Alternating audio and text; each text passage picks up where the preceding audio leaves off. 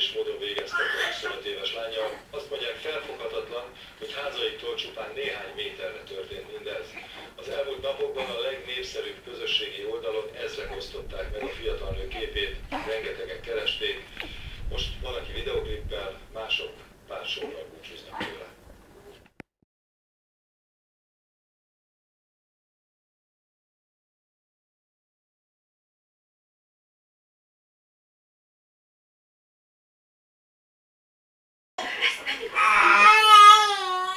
Miért kéred, hogy felfedjem magam?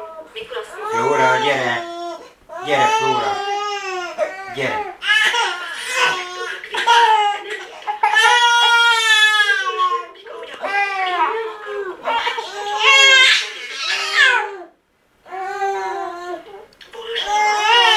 Istenem!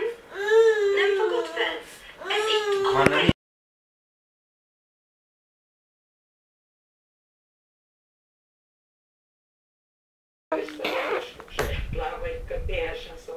Miután a szomszédok nem találták, riasztották a katasztrófavédelmet, a között végül több tucatnyian keresték órákig.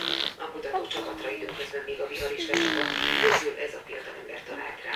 Átmentem a patakon, és akkor rögtön átértem addigra már a csónaktartónak a hátülésükön. És az új ember az nem készült az éjszakára, mert a hátsülés elvétel letakarózva, mert ő már úgy gondolta, hogy őt nem fogják